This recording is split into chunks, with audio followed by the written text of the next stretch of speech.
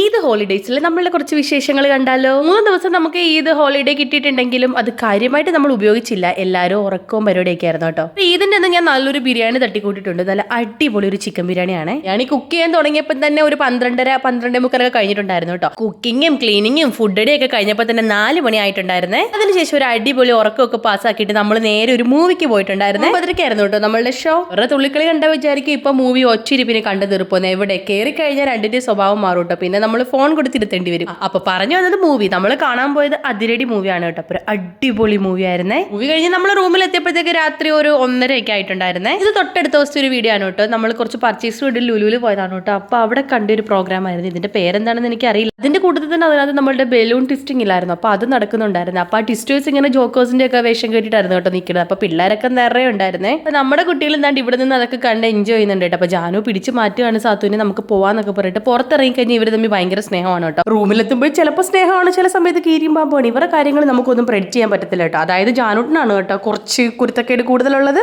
എന്തായാലും ഈ കുരുത്തക്കെട്ട കുട്ടി ഇപ്പം എന്താ നോക്കുന്നത് അറിയാം, ഇവിടുന്ന് എന്ത് വാരാം എന്നുള്ളതാണ് നോക്കുന്നത് കേട്ടോ. എന്തെങ്കിലും സാധനം എനിക്ക് കയ്യിൽ കിട്ടുമോ എന്നുള്ള രീതിയിലാണ് ഈ തപ്പി നടക്കുന്നത്. കുറേ സാധനമൊക്കെ ഞാൻ നോ പറഞ്ഞു. ലാസ്റ്റ് താണ്ട് ഒരു പൗച്ചും കൊണ്ട് വന്നിട്ടുണ്ട്. ഞാൻ എന്തായാലും അത് നോ പറഞ്ഞില്ല. അവൾക്ക് കുറേ പൗച്ചസ് ഉണ്ടെങ്കിലും ഞാനത് വലിയ വിലയൊന്നും ഇല്ലാത്തതുകൊണ്ട് ഇരിക്കട്ടെ എന്ന് വിചാരിച്ചേ. അതിനുശേഷം ഞങ്ങളൊരു ലാപ്പ് നോക്കിയിട്ട് എൻ്റെ ലാപ്പ് കംപ്ലൈൻ്റ് ആയിട്ട് കുറേ ആയപ്പോൾ പുതിയ ഒരെണ്ണം വാങ്ങിക്കണമെന്നുണ്ടായിരുന്നു. അപ്പോൾ അതിന് വേണ്ടിയിട്ട് നമ്മൾ കുറേ ഇങ്ങനെ നോക്കി എന്തായാലും ലാസ്റ്റ് ഒരെണ്ണം നോക്കിയൊക്കെ വെച്ചു കേട്ടോ. വാങ്ങിയില്ല, നോക്കി വെച്ചു. അതിനുശേഷം നമ്മൾ ഇനി മീൻ എന്തെങ്കിലും ഉണ്ടെന്ന് നോക്കാനായിട്ട് വന്നേനുണ്ട്. അപ്പോൾ വലിയ നല്ല മീനൊന്നും കണ്ടില്ല. വലിയ നല്ല മീനല്ല, നല്ല നമ്മൾ കഴിക്കുന്ന നല്ല മീനുകളൊന്നും അവിടെ ഇല്ലായിരുന്നു. പിന്നെ ഈ സാത്തൂട്ടിനെ കാണിക്കുന്ന സന്തോഷം അവിടെ ക്രാബിരിക്കുന്നെന്ന് പറഞ്ഞാണ് കേട്ടോ. എന്നാലും നമ്മൾ മീനൊന്നും വാങ്ങിയില്ല. നേരെ നമ്മുടെ ഫേവറേറ്റ് സെക്ഷൻ, അതായത് ഇവിടെ ഒരു മാംഗോ ഫെസ്റ്റ് നടക്കുന്നുണ്ടായിരുന്നു. മാംഗോ മാനിയ എന്ന് പറഞ്ഞിട്ട് നമ്മളെല്ലാം മാംഗോ മാനിയസ് ആണ് കേട്ടോ. നമ്മളുടെയൊക്കെ ഫേവറേറ്റ് ഫ്രൂട്ട് മാംഗോ ആണ്. അപ്പോൾ നമ്മൾ അവിടെ മൊത്തം ചുറ്റിക്കിറങ്ങി ഈ പറഞ്ഞ പോലെ മാംഗോ മാനിയസ് ആയി നമ്മൾ കുറച്ച് വെറൈറ്റി മാംഗോസ് ഒക്കെ വാങ്ങിയിട്ടുണ്ട്. നല്ല കോസ്റ്റ്ലി ആയിട്ടുള്ള മാംഗോസ് ഒക്കെ ഇരിപ്പുണ്ടായിരുന്നു കേട്ടോ. അപ്പോൾ എന്തായാലും നമ്മൾ ആ സൈഡിലേക്ക് ഒന്നും നോക്കിയില്ല. എന്നിട്ട് നമ്മൾ നേരെ നമ്മുടെ റൂമിൽ പോയി. ഇത് പുറത്തുനിന്ന് ഫുഡ് കഴിച്ചില്ല കേട്ടോ. നമ്മൾ ഫുഡ് ഓർഡർ ചെയ്ത് റൂമിൽ വരുത്തിയിട്ട് എല്ലാവരും മീൻസ് ഞങ്ങളും പിള്ളേരുടെ നിലത്തിരുന്ന് കഴിച്ചു.